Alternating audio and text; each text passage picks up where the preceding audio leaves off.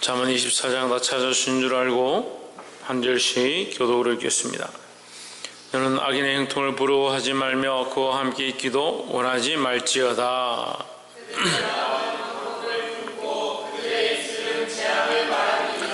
집은 죄로 말미암아 건축되고 명철로 말미암아 견고히 되며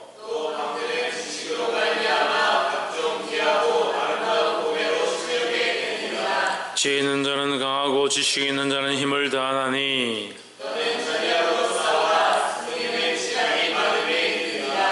지혜는 너무 높아서 미련한 자에 미치지 못할 것이므로 그는 성문에서 입을 열지 못하느니라.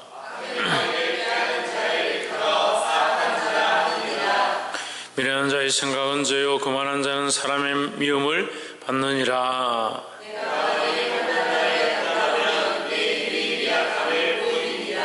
너는 사망으로 끌려가는 자를 건져주며 살육을 당하게 된 자를 구원하지 아니치 말라.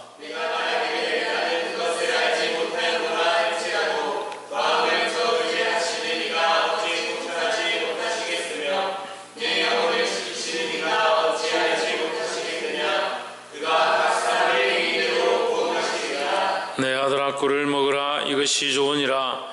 송이 꿀을 먹으라 이것이 내 입에 다니라.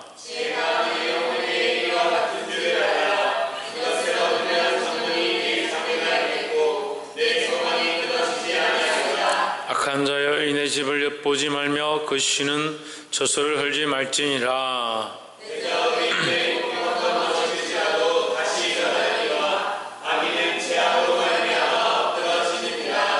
내 원수가 넘어질 때에 즐거워하지 말며 그가 엎드러질 때에 마음에 기뻐하지 말라.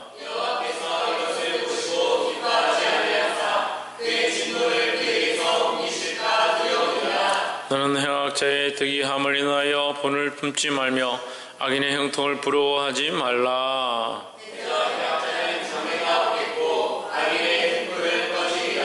내 아들아 여호와와 왕을 경외하고 반역자로 더불어 사귀지 말라.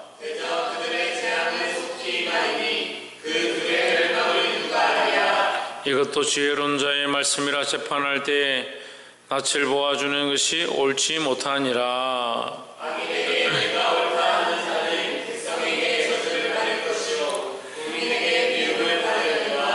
오직 그를 견책하는 자는 기쁨을 얻을 것이요 또 좋은 복을 받으리라. 내 일을 밖에서 다스리며 밭에서 예비하고 그 후에 내 집을 세울지니라.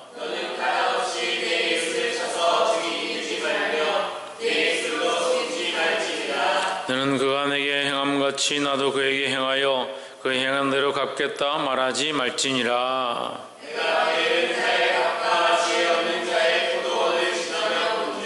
가시덤불이 퍼졌으며 거친 풀이 지면에 덮였고 돌담이 무너졌기로.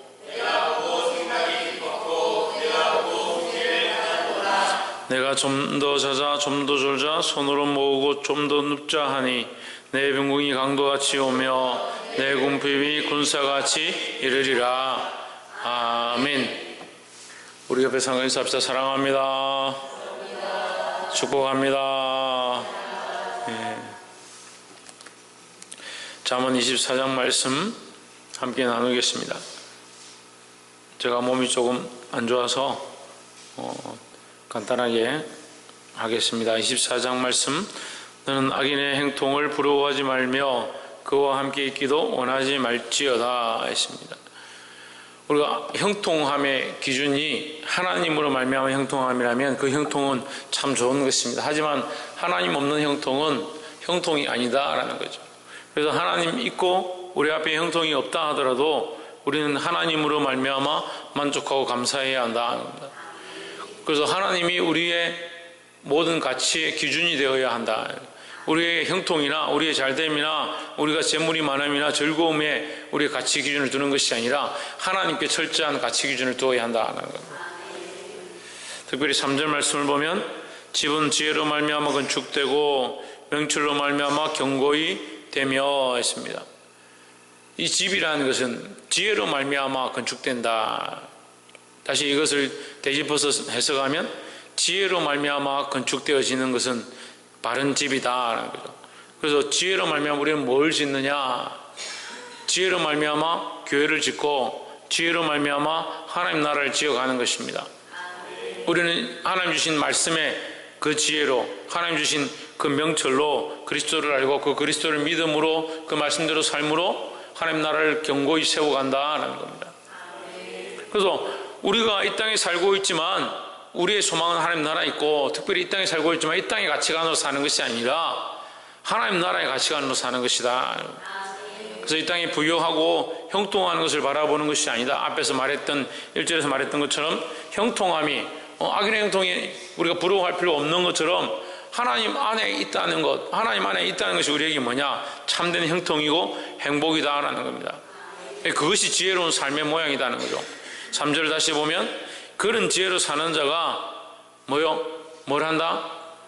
집을 건축한다는 겁니다. 무슨 집을 건축합니까? 이 세상에 형통하는 집을 건축하는 것이 아니라 보이지 않는 하나님 앞에 하나님이 인정하시는 집을 건축하게 된다라는 겁니다. 4절에 또 방들은 지식으로 말미암아 각종 귀하고 아름다운 보배로 채우게 되느니라 했습니다. 방에 뭘 채우느냐? 무엇을 채우느냐? 보배를 채우는데 이 보배가 뭐로 채울 수 있느냐? 지식으로 말미암아 채운다.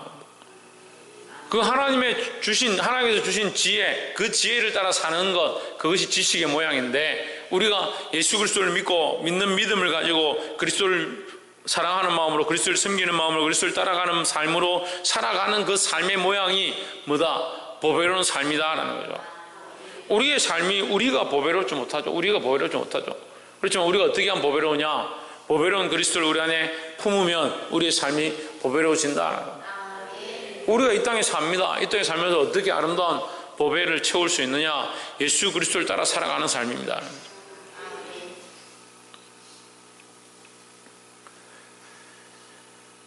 5절에 지혜 있는 자는 강하고 지식이 있는 자는 힘을 더하나니 있습니다.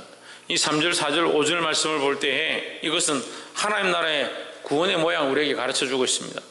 그래서 하나님의 지혜, 하나님 주신 지혜, 하나님 주신 지식을 따라 살아가는 것이 결국 우리 삶의 보배를 채우는 것이다.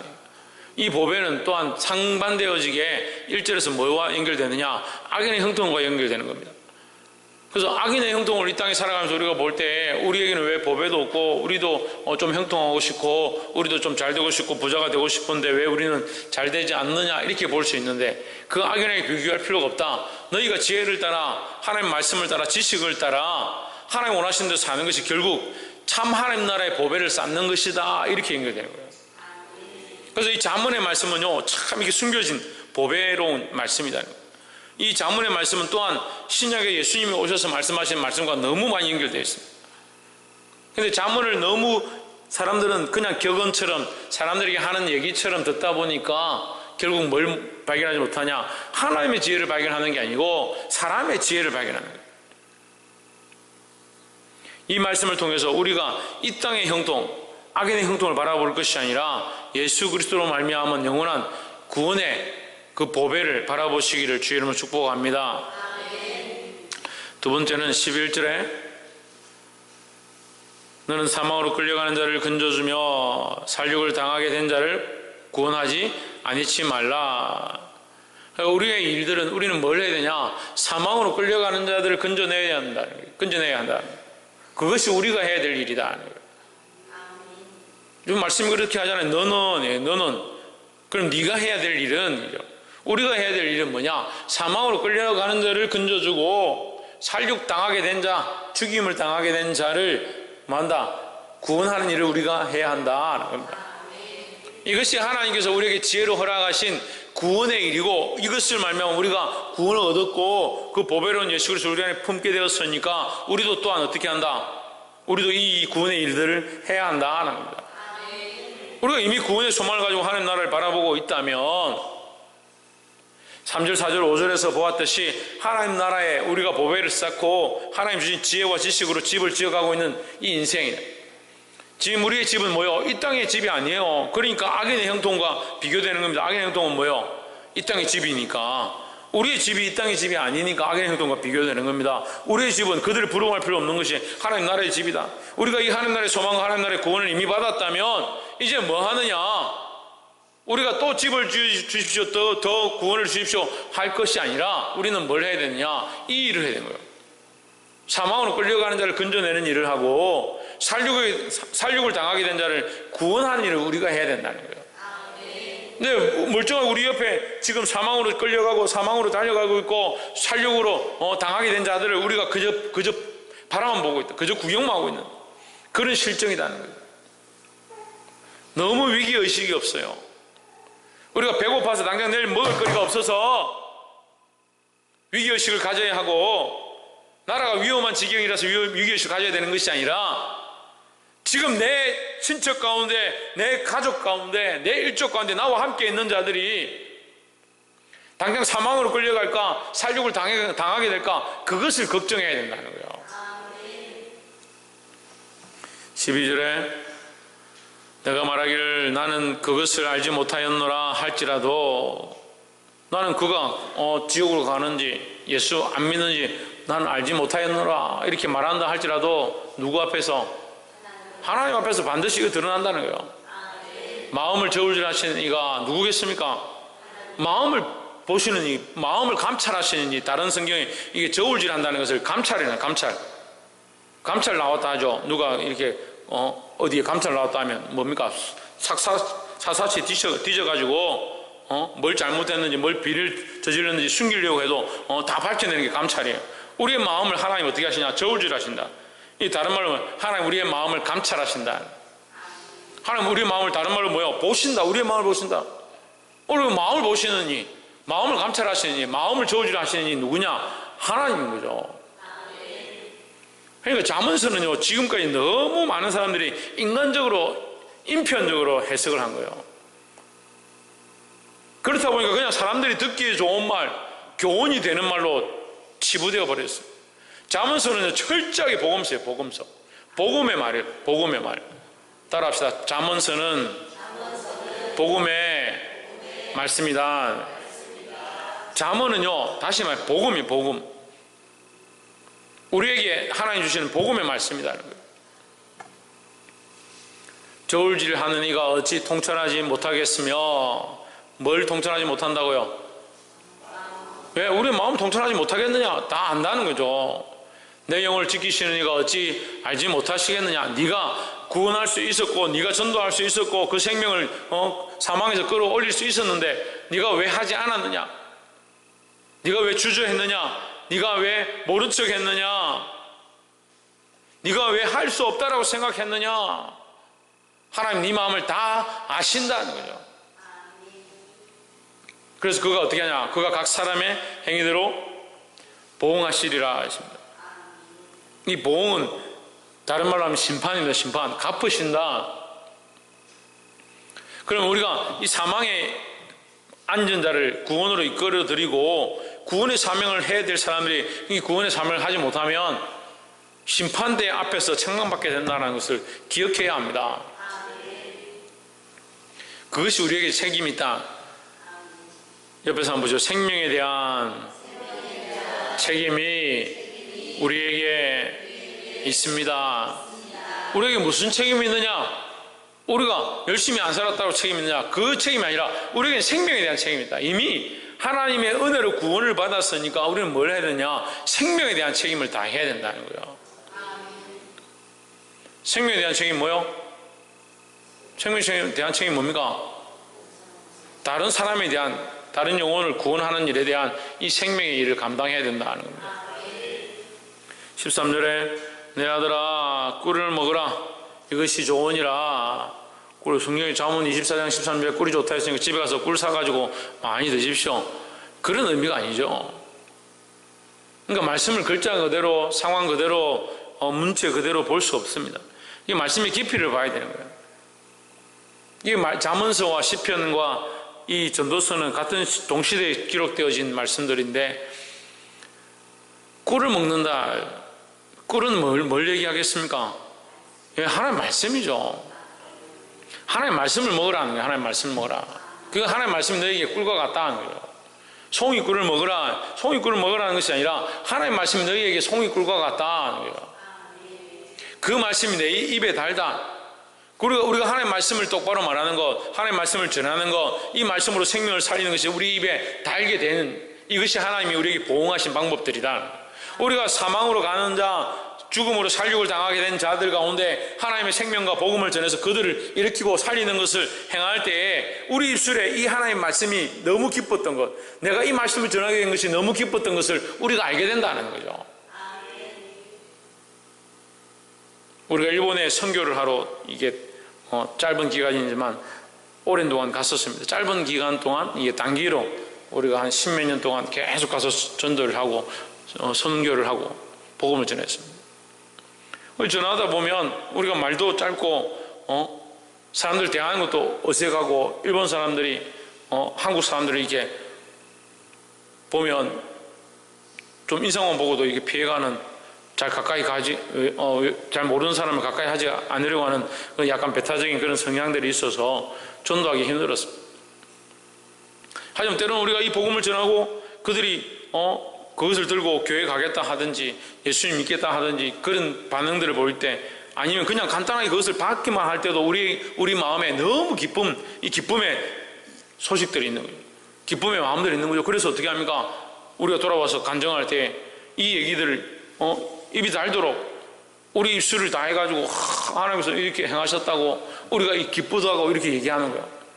이게 입에 달다는 표현들이에요.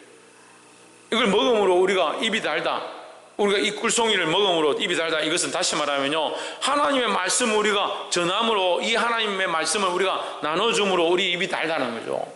우리 입이 복되다 이 말이에요. 하나님 말씀을 나눔으로, 하나님 말씀이 송이꿀과 같이 달아서 우리에게 복되다, 하나님 말씀을 이것을 나눔으로 우리가 복되다라는 겁니다. 그래서 생명에 대한 이 책임을 다하시기를 주의 이름으로 축복합니다. 마지막 세 번째로 나누고 싶은 말씀은 23절에 이것도 지혜로운 자의 말씀이라, 재판할 때에 낯을 보아 주는 것이 옳지 못하니라. 재판할 때 뭘 보는 것이?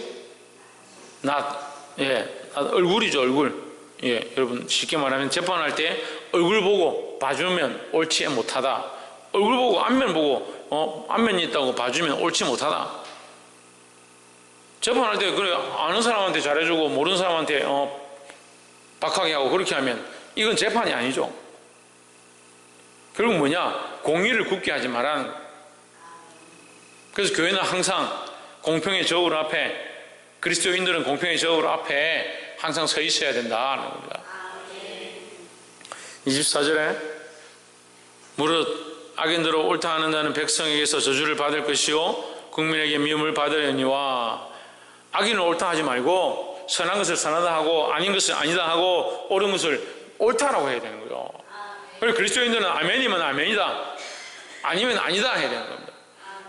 단 하나님의 말씀에는 무조건 하나님 말씀에는 아멘이다, 하나님 말씀은 아멘이고 아닌 것은 아니다라고 말할 수 있어야 된다는 거예요. 25절에 오직 그를 견책하는 자는 기쁨을 얻을 것이요 또 좋은 복을 받으리라 하십니다. 그래서 우리는 하나님 말씀을 받은 대로 사망에 있는 자, 살육당하는 자들을 건져내어야 할 일이 우리에게 있고요, 하나님 말씀을 받은 대로, 그죠? 하나님 말씀 받은 대로 건져내야 될 일이 우리에게 있고, 또 뭘 해야 되냐? 견책해야 되는 견책. 견책은요, 이게 견책이 뭐냐면 건져주는 것과 연결된 거예요. 책망함으로 건져준다는 거예요. 견책하고 때려서 끝낸다는 말이 아니고요, 견책은 책망해서 이끈다라는, 이끈다, 바른 길로 이끈다라는 거죠. 그리스도인들은 말씀을 가지고요, 잘못되어진 길에 있는 자들을 책망해서 바른 길로 이끄는 일들을 해야 되는 겁니다. 특별히 교회에서 가르치는 일을 하는 자들, 아이를 관리하는 자들은 견책하는 것, 책망하는 것, 바른 길로 이끄는 것을 멈추면 안 된다는 거예요. 그것이 우리의 기쁨이 되어야 합니다. 죄의 길로 가는 자, 악한 길로 가는 자, 자기 생각이 옳다라는 길로 가는 자들을 하나님 말씀으로 똑바로 이끌어서 견책할 때 하나님 말씀으로 돌아오는 모습을 보고 우리가 기쁨을 얻게 된다는 겁니다. 26절 적당한 말로 대답함은 입맞춤과 같으니라 했습니다. 입맞춤은 서로 사랑하는 사람들끼리 이게 하는 거죠. 근데 이제 신약적이고 성경적인 모양들은 서로 존경하고 서로를 인정할 때 이 표현되어지는 모양들로 많이 나옵니다. 사도 바울도 너희들 서로 입맞춤으로 문안하라 했습니다. 서로를 이제 존경하는 의미들로 시대적인 모습들 가운데 있었습니다. 적당한 말로 그 상황에 맞는 말로 지혜로운 말로 대답함이 입맞춤과 같다. 지혜로운 말들이 우리에게 필요한 거예요. 그때에 필요한 지혜를 가지고 하나님의 말씀을 가지고 지혜롭게 말할 필요가 있다는 거죠. 그 사람들의 눈치를 보고 저 사람 안면이 있으니까 내가 지금 입장이 곤란하니까 그렇게 하면 어떻게 하나님의 말씀을 전하고 그렇게 하면 어떻게 교회의 공의가 세워지고 그렇게 하면 그리스도인들이 어떻게 공평의 저울로 이 세상을 살아가겠냐는 거죠. 아닌 건 아니다. 잘못된 건 잘못됐다. 하나님의 말씀을 똑바로 선포할 수 있어야 된다는 겁니다. 하나님의 말씀이 부족해서 우리가 말 못하느냐? 아니죠. 아까 이 말씀에 있는 그대로 안면 때문에, 상황 때문에, 입장 때문에 이런 것들이 중요한 것이 아니라 하나님의 말씀이 중요하다는 거죠. 그래서 이 공의를 바로 세울 수 있는 저와 여러분 되기를 주의 이름으로 축복합니다. 따라합시다. 우리는 하나님의 말씀에 공의를 똑바로 세우겠습니다. 하나님의 말씀에 공의를 똑바로 세우는 거예요. 내 입장이 어떻고 나 기분이 어떻고 나는 그런 말 들으니까 속이 상하고 별로 안 중요해요. 별로 안 중요해요.